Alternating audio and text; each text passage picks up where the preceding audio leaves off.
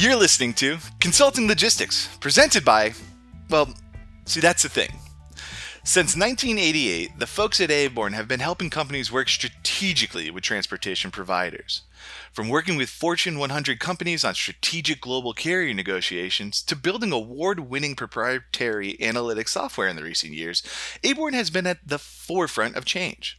So on today's episode of Consulting Logistics, me, Kyle McNaught, the host, I'm going to be joined with Jill Clifford and Steve Aborn to talk about what the next chapter is going to be at Aborn & Company. We're going to talk a little bit about the Aborn story and how they've been innovating in logistics throughout all the years they've been around. We also have a really exciting announcement. And finally, we're going to talk a little bit about what's in the future for us. So, to start it off, I got to bring on Jill. Jill, how's it going? Hey Kyle, I'm doing great. How you doing? Happy snow day.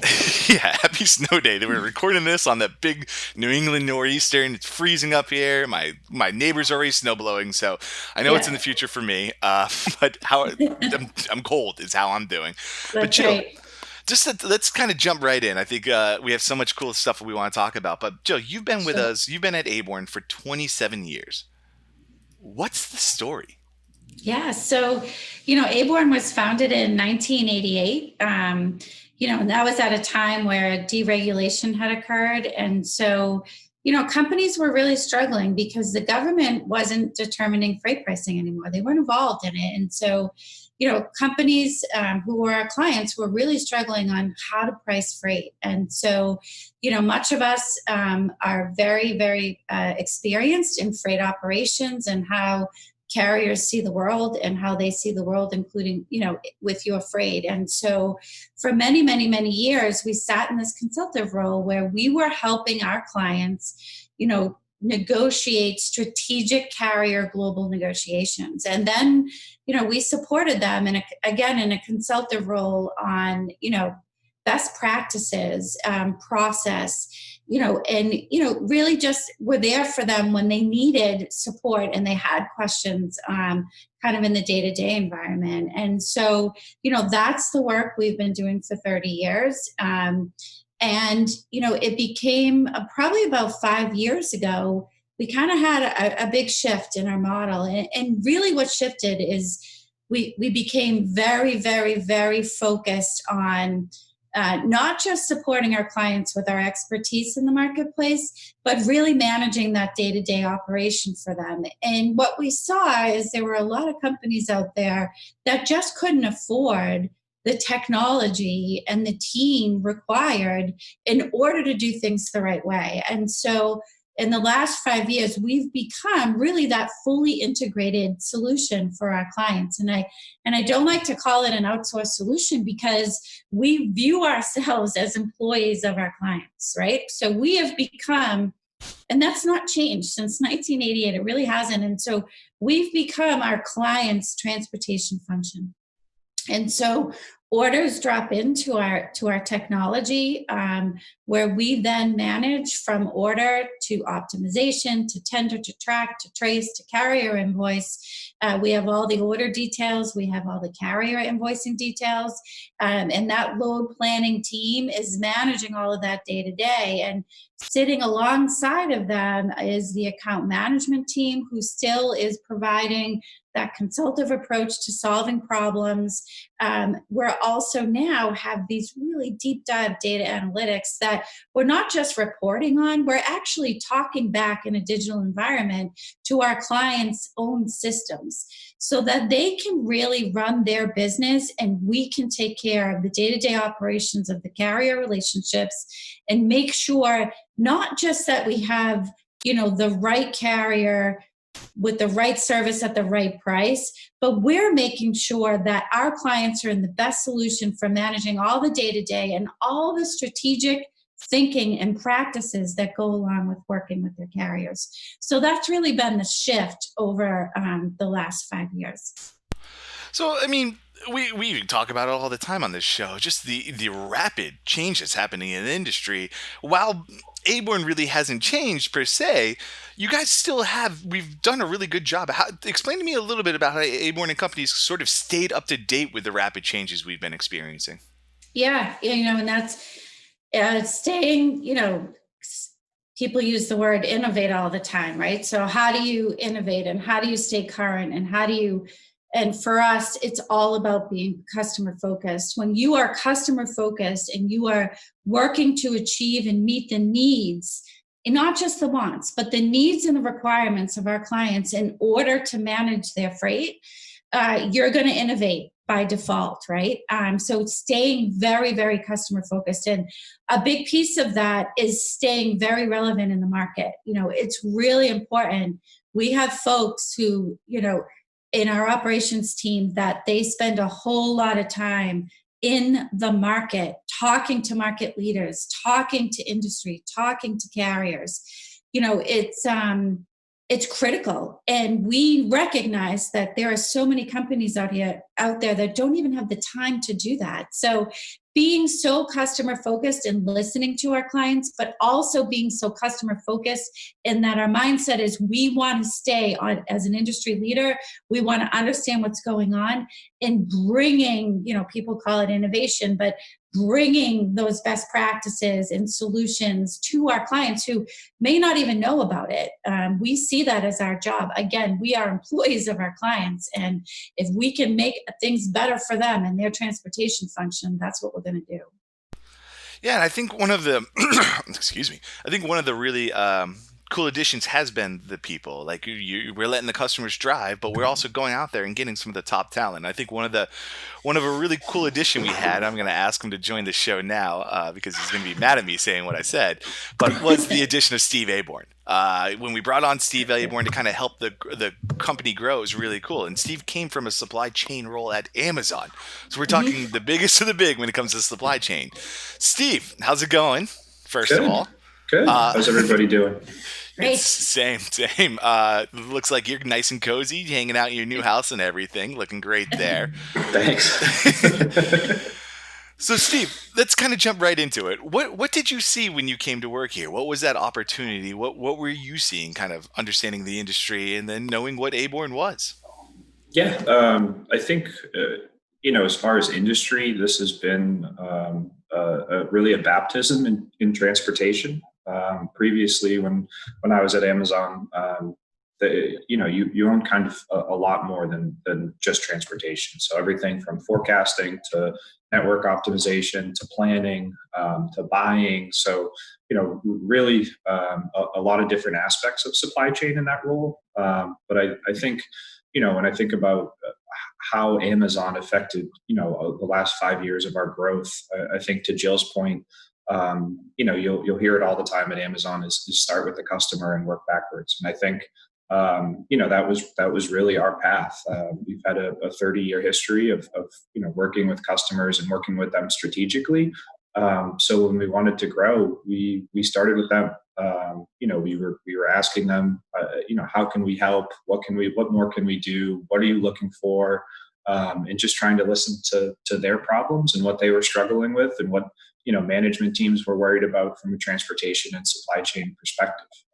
So I think what we've tried to recreate is as much as possible and as broadly as possible use technology that helps automate problems. It helps capture information throughout workflows. So we've tried to put with a human touch, kind of technology and automated data-driven solutions at the heart of what we're doing. We've tried to use data to have better conversations with our customers. And I think the last part that we've really, probably the one that I'm most proud of is, kind of the Amazon tenet of hire and develop the best. So we've done a lot of hiring the last 6 months. Really, we were going through our whole team, and about 50-60% of the people that we have today are new within the last year. So it's a really kind of fresh, green team, but everyone's really excited, really sharp, really driven, and they have a great experience. So they're bringing a lot to our team and our customers. Can you talk to me a little bit about, I mean, the cool thing about Amazon, or the thing that everyone loves about Amazon, is like the customer is always front and center. And Jill sort of spoke to it a little bit earlier, but talk to me just a little bit about the approach you bring to a customer-centric kind of approach that we have here, especially with what you've learned from Amazon. Yeah. I think it is kind of those core things. So, using technology, using data to make better decisions, and working with great people. I think all of those things kind of flow into how we interface and how we interact with our customers. I think a lot of the companies that we worked with previously were in really kind of manual processes. So they used the telephone, and they used email, and that's how they routed and managed 5,000, 10,000, sometimes 25, 50,000 shipments. And if you think about all the man hours that have to go in to that, there's a better way to do it these days.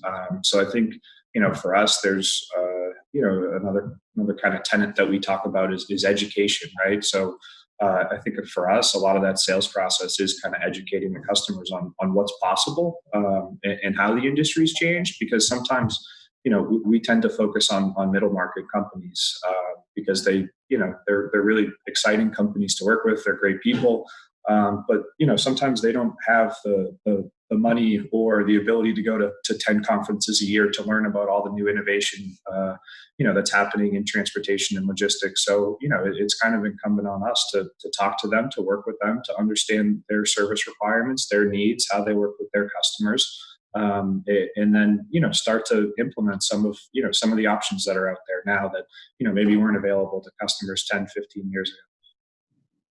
Which brings us to some really exciting news. I mean, this is kind of the thing that I'm most pumped to talk about. Like understanding all that type of stuff, we decided after kind of a long discussion that we need a rebrand.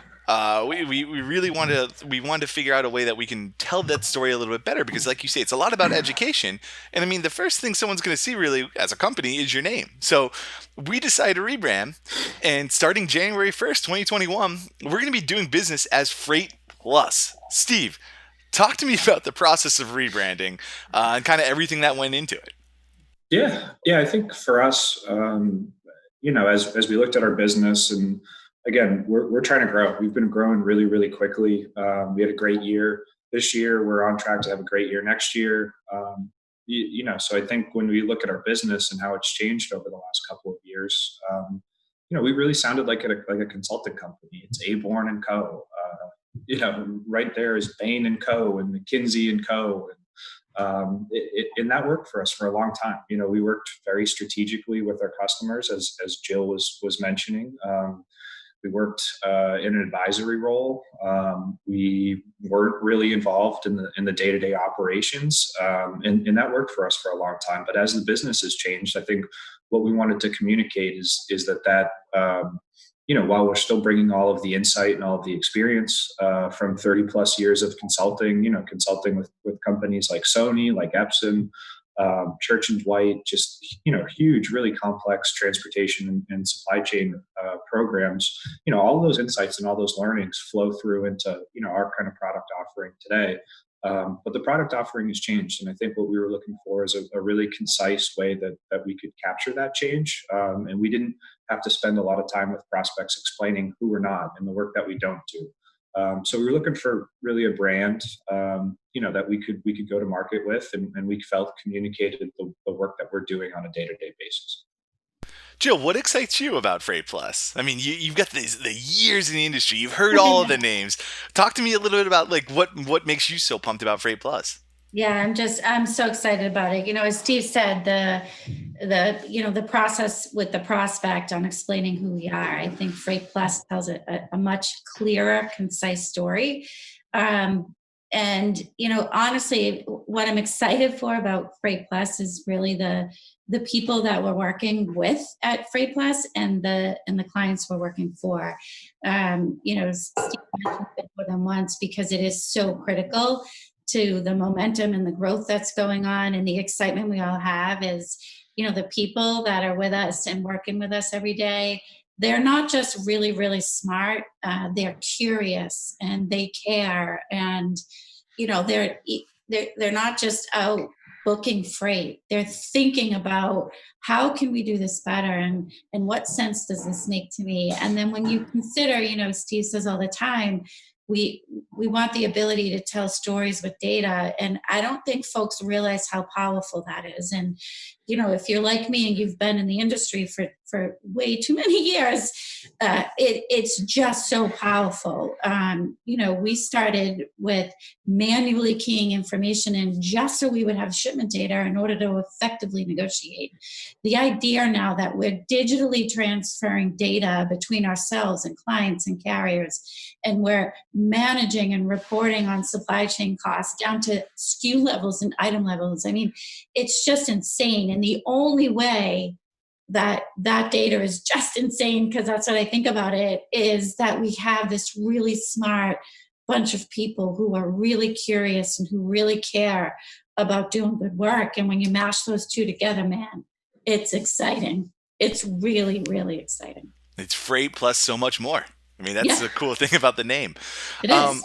A little off to kind of a thing, but I'd love to know from you guys. I mean, you guys are business owners. What talk a little bit about the process of rebranding. I mean, what did you guys think about it? What were some misconceptions? If you had to do it over again, what would kind of be something that you kind of do again, or what would be something you do differently? I know I threw you guys for a loop with this one, but I wanted to give a little insider. I was excited with the whole process. I think, and I don't want to keep sounding like I'm bragging about the company, but, we do tend to make decisions together. So what I found through this process, it was just really fun to work with everybody. And we weren't necessarily talking about freight problems. We were talking about our company and our identity. And it was really fun for me just working with everyone in the company and getting their feedback and, why we settled on FreightPlus. It was really a group decision, and it was fun. It definitely was a group decision. I think that's kind of the cool thing. I mean, it was us coming together while we're growing. While 60% of the employees are new this year, it's still being a part of everything. It's still like you're having a say in what we're doing here. The culture we're building is fun, and kind of where we're at is interesting. Well, Steve, they're so excited to be a part of it, but also their eyes are so fresh that, wow, we got some really good ideas and feedback. And again, they're curious and they care, and so. I just thought it was really fun. Jill, you and I are more people person. We got the robot Steve that's at the bottom of the screen when they're watching this. Robot Steve, what did you think about the creative process? How did you think about this? I think this is going to be a fun one to hear.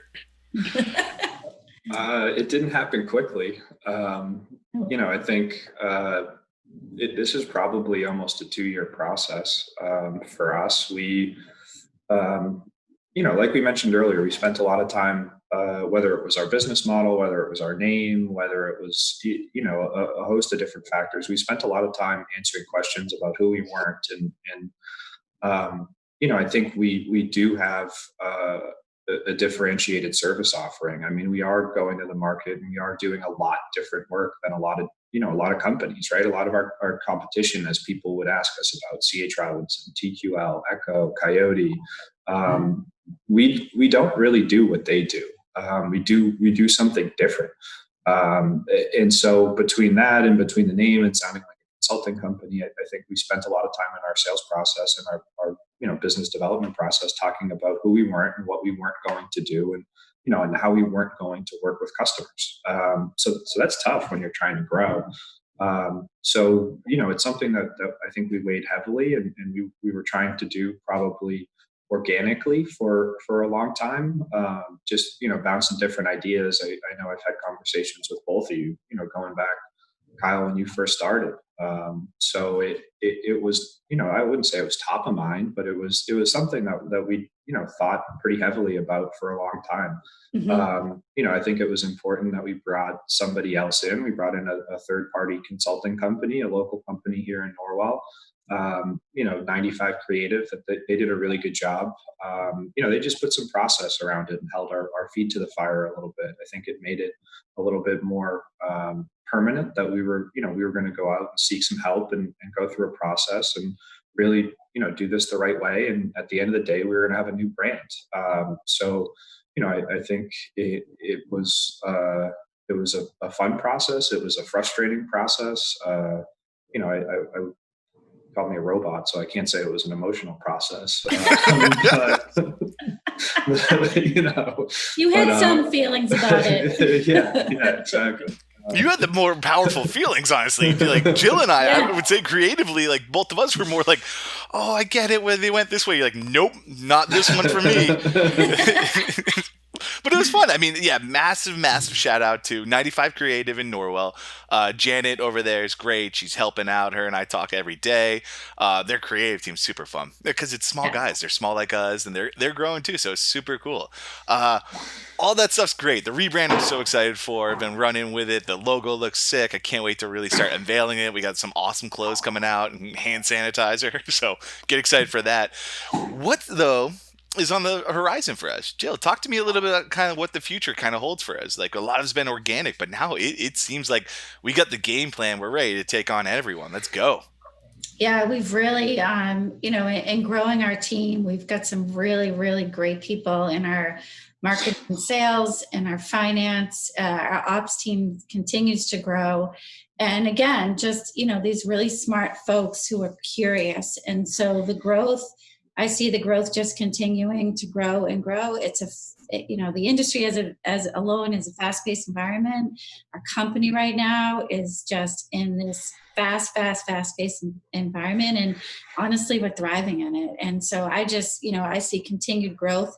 And I really do, when we look at what we've done with data, even from this year to last year, it's just, we just keep climbing and growing and doing things that were never thought were even possible. And so the innovation will always continue. And I think, really, and this is, what Steve brought to the table is let's figure out how we automate as much as possible, and let's figure out how we do it with the right people. And, I think those two have been such a recipe for success, and being able to just scale and grow in a way. And I don't just see it as our growth. I see it as our clients' growth. When we can really bring this awesome solution to our client, they have time to run and grow their business.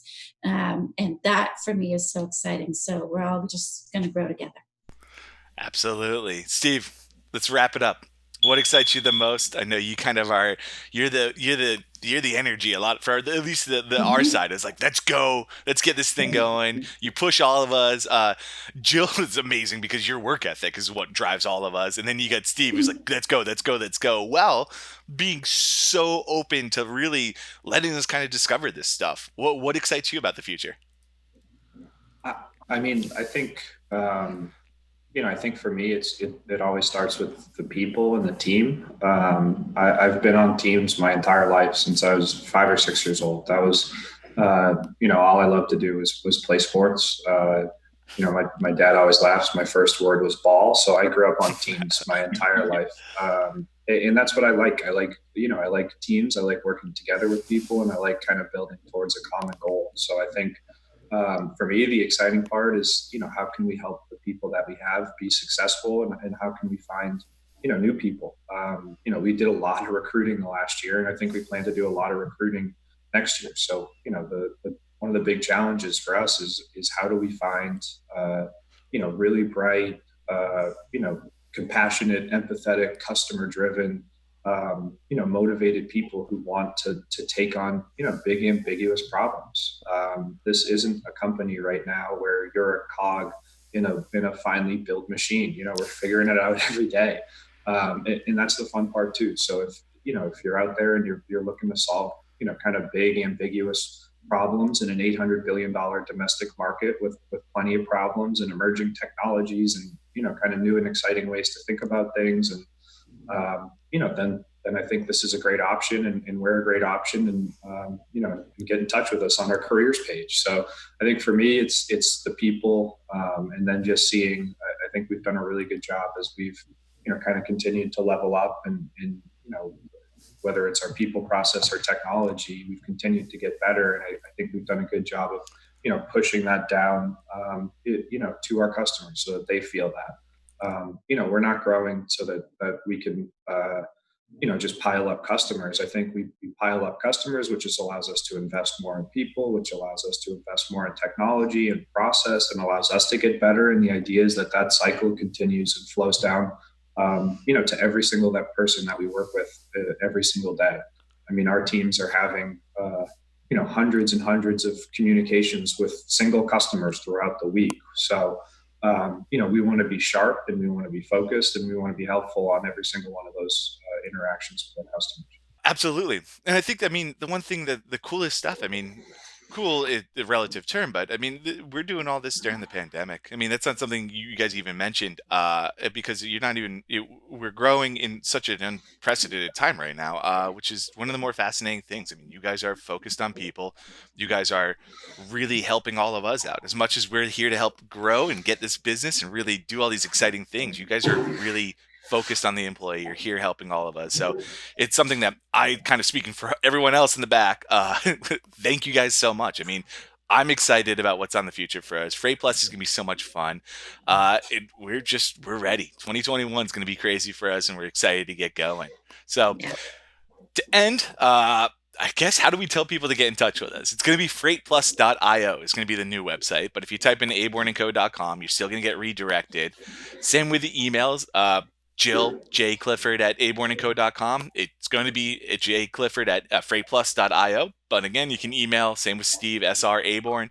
But yeah, guys, what's the best way to get in contact with you? Would it be LinkedIn? Probably the easiest, yeah. Yeah. All right, awesome. I'll include the links there. Make sure that everyone watching this episode or listening to this episode can easily get connected with you guys, talk to you if they have questions. I mean, listen, if you want to join us, reach out. Like, make the connection. That's like how a lot of our hiring comes from someone who connected with us. As much as we're out there recruiting and stuff like that, making the network connections is important, and we're all about building up our networks. So, Jill, Steve, thanks so much for joining the show today. Thanks, guys. And that's our show. What do you think about the new name? I'm so excited for it. I'd love to hear what you guys think in the comments section. And in the meantime, subscribe to our channel so you can see more content like this. Thanks for watching Consulting Logistics. I'm Comic Knot. Rock and roll.